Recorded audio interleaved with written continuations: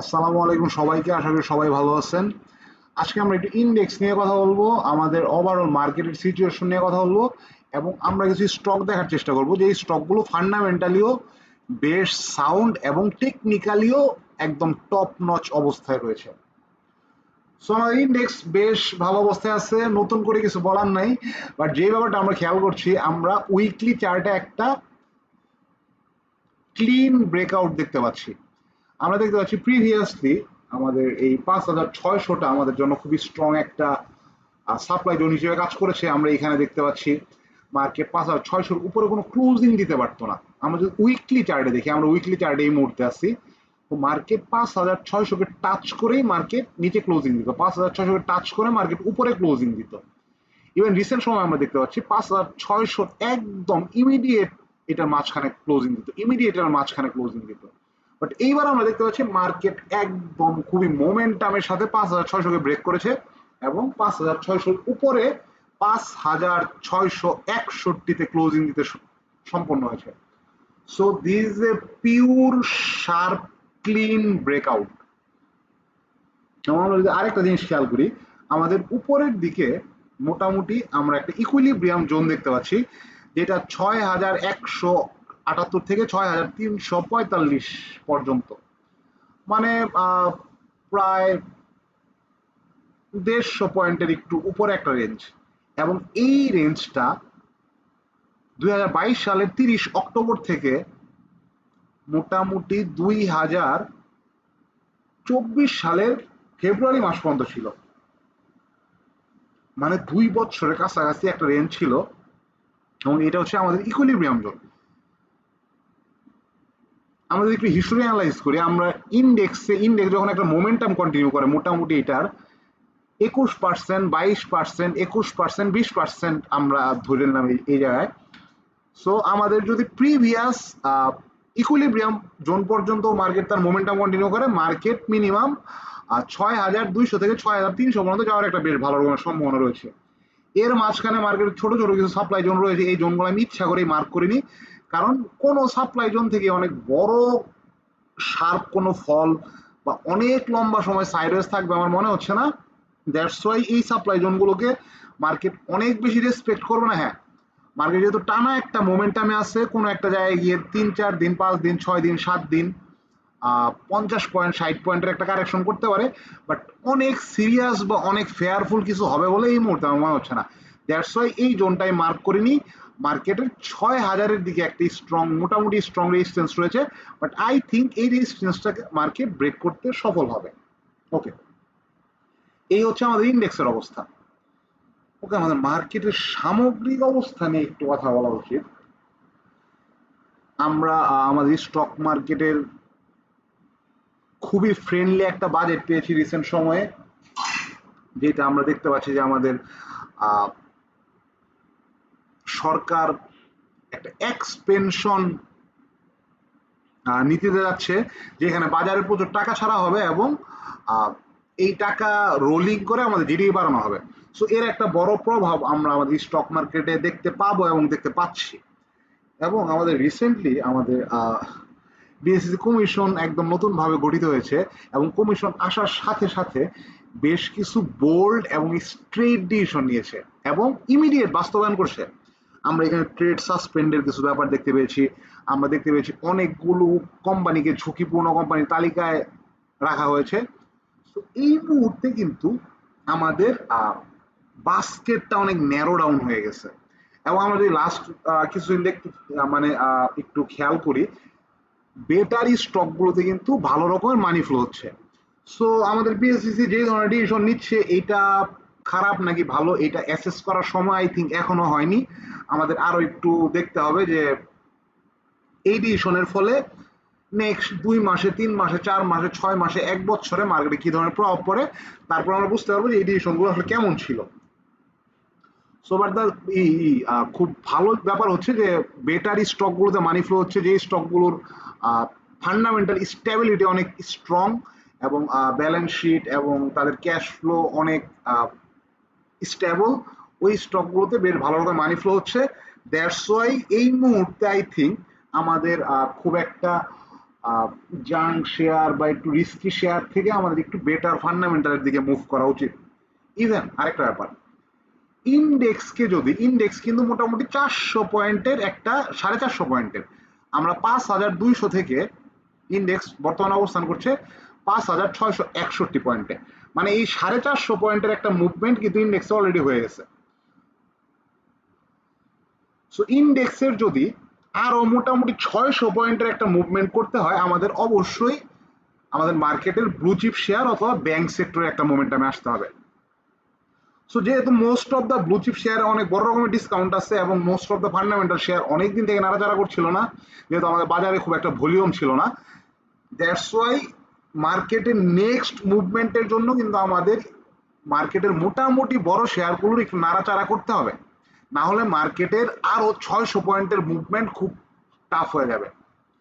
So that's why আমাদের একটু better ফান্ডামেন্টালের দিকে শিফট হওয়া উচিত। বাট আমি আমার পার্সোনাল স্ট্র্যাটেজি একটু মিড ক্যাপের দিকে, mid cap but top notch fundamental. So এই ধরনের শেয়ারগুলো আমি নজরে রাখছি। সো আজকে আমরা কিছু শেয়ার দেখব যেই শেয়ারগুলো মোটামুটি ফান্ডামেন্টাল অনেক ভালো এবং টেকনিক্যালও মোটামুটি এমন একটা পজিশনে আছে যে কোনো সময় এই শেয়ারগুলো একটা মোমেন্টামে আসতে পারে। ওকে, সো প্রথমে আমরা দেখবো নাভানা ভার্মা। ওকে, আমি একটু শর্ট করবো এই ভিডিওটা, দ্যাটস ওয়াই আমি অনেক বেশি বিস্তারিততে যাব না।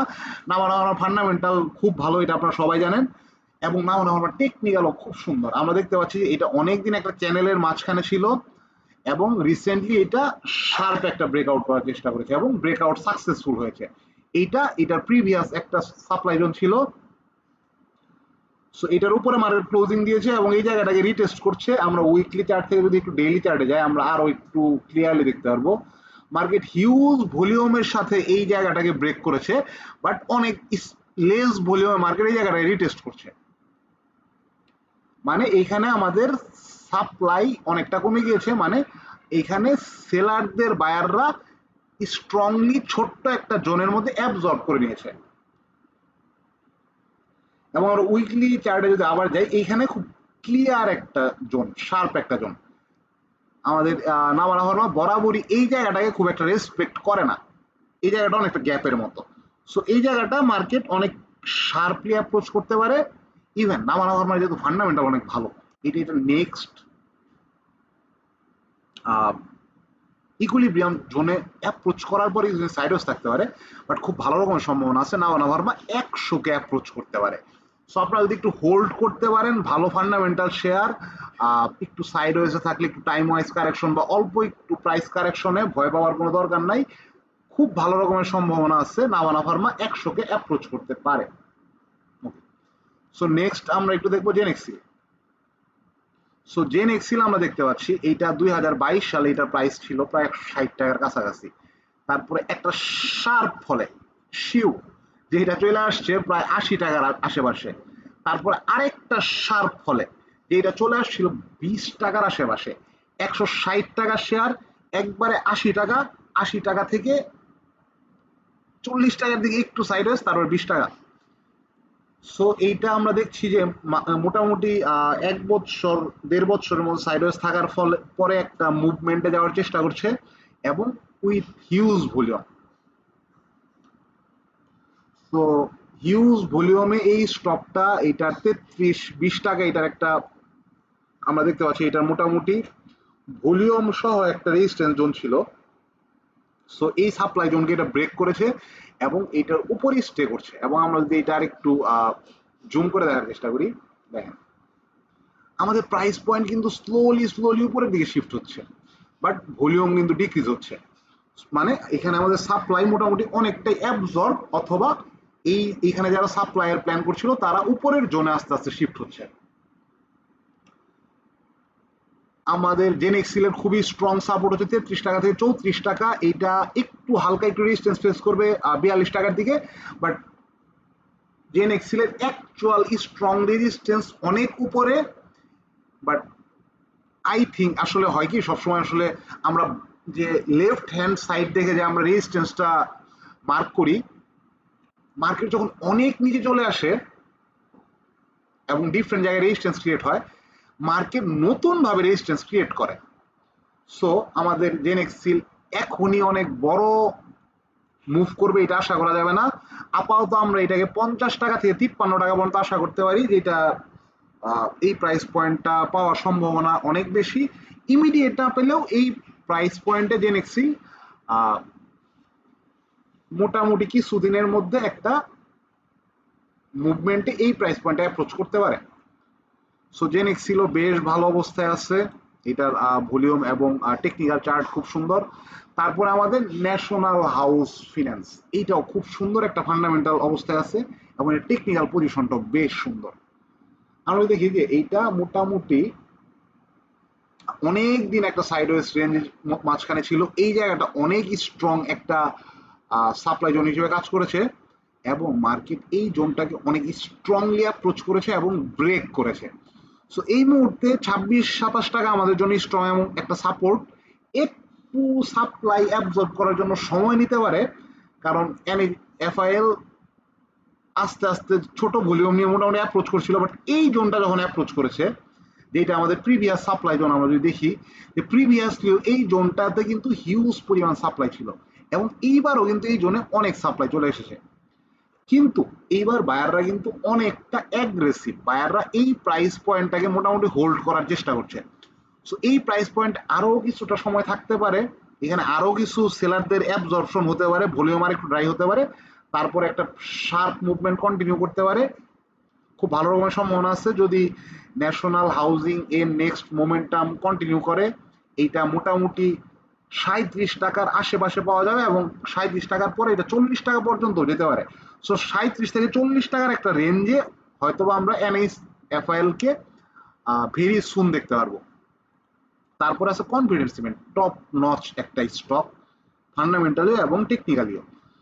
সো কনফিডেন্স সিমেন্টও আমরা দেখতে পাচ্ছি এটা এটার স্ট্রংগেস্ট রেজিস্ট্যান্সকে এর আগে ব্রেক করেছে, প্রপার রিট্রেসমেন্ট করেছে, আবার এই মানে এর সাপ্লাই জোনের উপরে গিয়ে অবস্থান করছে এবং ডে বাই ডে এটা কিন্তু এটার ভলিউমকে ড্রাই করে ফেলেছে। এবং আমরা যদি একটু ডেইলি চার্ট দেখার চেষ্টা করি,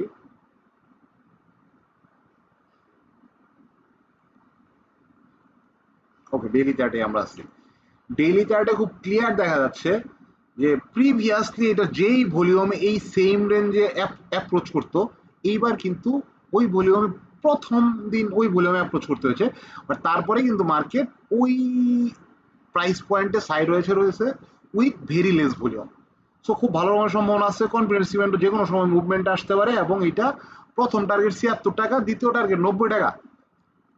কিন্তু কনফিডেন্স ইভেন্টের স্ট্রাকচারাল বিহেভিয়ার এবং এইটার ফান্ডামেন্টাল দেখে মনে হচ্ছে এটা 90 টাকা অ্যাপ্রোচ করতে পারে।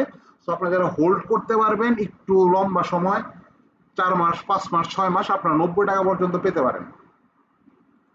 তারপরে আমাদের কাছে আছে এনভার্টেক্স, টপ নচ ফান্ডামেন্টাল, এটা টেক্সটাইলের মধ্যে এবং এটা টেকনিক্যাল পজিশনও বর্তমানে অনেক সুন্দর। আমরা যদি দেখি এটা প্রপার একটা আপওয়ার্ড মোমেন্টামে ছিল, তারপরে এটা এই পর্যন্ত মোটামুটি একটা ভলিউম কারেকশন হয়েছে, তারপরে এটা একদম লেস ভলিউম একটা কারেকশন হয়েছে। এটা অনেকদিন সাইডওয়েজ ছিল, এটা এই জায়গার সেলারদের মোটামুটি এই জায়গায় কনভার্ট করার চেষ্টা করেছে এবং এখানে একটা ব্রেকআউট দেওয়ার চেষ্টা করছে। সো খুব ভালো রকমের সম্ভাবনা আছে এটা যদি ব্রেকআউট হতে পারে, খুব শার্পলি না গেলেও এটা মোটামুটি আমরা 62 টাকার দিকে দেখতে পারবো। এবং এনভয় টেক্সটাইলের ফান্ডামেন্টালটা এত ভালো, এটা যদি আসলে এই জায়গা থেকে বের হয়ে যায়, এটা 62 টাকার উপরে, এটার মানে এটা এনভয়টেক্সের মেইন মোমেন্টাম স্টার্টই হবে 62 টাকার উপরে এবং 62 টাকা যেহেতু অল টাইম হাই, 62 টাকা ব্রেক করলে এটা কোন পর্যন্ত যেতে পারে এটা এই মুহূর্তে বলা সম্ভব হচ্ছে না, কিন্তু 62 টাকা যদি ব্রেক করে আমরা আবার এটার অ্যানালাইজ করার চেষ্টা করব। তারপরে আমাদের আছে সিমটেক্স, এটার ফান্ডামেন্টাল অনেক সুন্দর এবং এটাও আমরা দেখতে পাচ্ছি অনেক স্ট্রং একটা আপওয়ার্ড মোমেন্টামে ছিল, স্ট্রং একটা কারেকশন করেছে, মোটামুটি অনেক দিন সাইডওয়েজ এবং আমরা দেখতে পাচ্ছি রিসেন্ট সময় এটা একটা ব্রেকআউট করেছে। সো যেই জোনটা আগে আমাদের জন্য রেজিস্ট্যান্স হিসেবে কাজ করতো, এই জোনটা এইবার আমাদের জন্য সাপোর্ট হিসেবে কাজ করবে, যে 24 টাকা থেকে 26 টাকার আশেপাশে। এবং আমরা যদি ডেইলি চার্টে যাই আমরা আরেকটা জিনিস দেখতে পারবো, এটার ভলিউম কিন্তু ডে বাই ডে ডিক্রিজ করেছে। আমরা যদি দেখি ফার্স্ট টাইম এটা যেই ভলিউমে অ্যাপ্রোচ করেছে, এইবার কিন্তু এটা তার চেয়ে অনেক লেস ভলিউমে ব্রেকআউট করে ফেলেছে। সো এইটার প্রথম দ্বিতীয় টার্গেট না, এটা টার্গেট 30-32 টাকার একটা রেঞ্জে, কিন্তু আই থিঙ্ক এটা 30-32 টাকাকে আসলে ব্রেক করবে এবং 38 টাকাকে অ্যাপ্রোচ করতে পারে, যেটা এটা অল টাইম হাইকে যদি ব্রেক করে আমরা তারপরে আবার সিমটেক্সের অ্যানালাইসিস করবো ইনশাল্লাহ। তারপর হচ্ছে আরেক সিরামিক সেক্টর আমাদের এবার বাজেটে একটা অ্যাডভান্টেজ পেয়েছে। সো দ্যাটস ওয়াই আসলে সিরামিক সেক্টরে একটা নাড়াচাড়া দেখা যাচ্ছে, এবং সিরামিক সেক্টরের টপ নচ ফান্ডামেন্টাল হচ্ছে আরেকে সিরামিকের। এবং আরেকে সিরামিক আমরা দেখতে পাচ্ছি মার্কেট হঠাৎ করে মুভমেন্ট এসেছে এবং ভলিউম ডিক্রিজ হচ্ছে, বাট প্রাইস কিন্তু ডিক্রিজ হচ্ছে না। প্রাইস কিন্তু স্লোলি উপরের দিকে শিফট হওয়ার চেষ্টা করছে। সো সম্ভবত এটা আরেকটু সাইডওয়েজ থাকার পরে মিনিমাম আরেকটা মোমেন্টাম কন্টিনিউ করে তারপরে এটা হয়তো স্লোলি একটা চ্যানেল হয়ে যাবে, অথবা এটা সাইডওয়েজ থাকতে পারে। এবং আরেকে সিরামিকের আমরা যদি স্ট্রং রেজিস্ট্যান্স দেখি, এটা আমরা দেখতে পাচ্ছি যে মোটামুটি 35 টাকার দিকে একটা রেজিস্ট্যান্স আছে এবং 40-41 টাকার দিকে একটা রেজিস্ট্যান্স আছে। কিন্তু আরেকে সিরামিকের আপনারা যদি ফান্ডামেন্টালটা দেখেন এবং এটা যদি ভ্যালুয়েশন বের করার চেষ্টা করবেন, দেখবেন এটার ভ্যালুয়েশন মোটামুটি 48-50 টাকার মাঝামাঝি। সো যদি আপনি হোল্ড করতে পারেন তাহলে আরেকে সিরামিক থেকে বেশ ভালো রকমের একটা প্রফিট গেইন করতে পারবেন। সো এটা আমরা 3টা রেজিস্ট্যান্স দিচ্ছি, কারণ এক একজনের হোল্ডিং এর সক্ষমতাটা এক এক রকম। দ্যাটস ওয়াই আপনি ডিফারেন্ট রেজিস্ট্যান্সে আমাদের ভলিউম এবং প্রাইস কিভাবে বিহেভ করে তার উপরে যেন আপনি ডিসিশন নিতে পারেন। দ্যাটস ওয়াই 35 টাকা একটা রেজিস্ট্যান্স, 41 টাকা 40 টাকা একটা রেজিস্ট্যান্স এবং 50 টাকা একটা রেজিস্ট্যান্স। লাস্ট আমরা যে স্টকটা দেখবো এটা হচ্ছে Bangladesh submarine cable. So Bangladesh submarine ক্যাবলও আমরা দেখতে পাচ্ছি যে অনেক দিন এটা সাইডওয়েজ, এবং প্রিভিয়াসলি মার্কেট যেই ভলিউমে এই জোনটাকে অ্যাপ্রোচ করতে, এইবার মার্কেট তার চেয়ে অনেক কম ভলিউমে অ্যাপ্রোচ করছে। এটা কিন্তু উইকলি চার্টে আমরা আছি। সো এটা মোটামুটি ন্যারো ডাউন হয়ে গেছে এবং অলমোস্ট এটা ব্রেকআউটের মতো আমার কাছে দেখা যাচ্ছে। সো এটা ব্রেকআউটও হয়ে গেছে, এটা একটা রিটেস্ট করতে পারে, বাট যেই লেস ভলিউম এটা অ্যাপ্রোচ করছে এটা যে কোনো সময় একটা মোমেন্টে বের হয়ে যেতে পারে। এটার সাপোর্ট হচ্ছে 144 থেকে 145, এটা রেজিস্ট্যান্স হচ্ছে 168, 185, 200 টাকা। সো এই ছিল মোটামুটি আজকের ভিডিও। অবশ্যই আপনারা আপনাদের অ্যানালাইসিসের সাথে আপনাদের নিজস্ব অ্যানালাইসিসের ভিত্তিতে আপনারা ট্রেড করবেন এবং চেষ্টা করবেন এই মুহূর্তে একটু ফান্ডামেন্টাল স্টকগুলো নজরে রাখার জন্য। সো ধন্যবাদ, সবাই ভালো থাকবেন। আসসালামু আলাইকুম, আল্লাহ হাফেজ।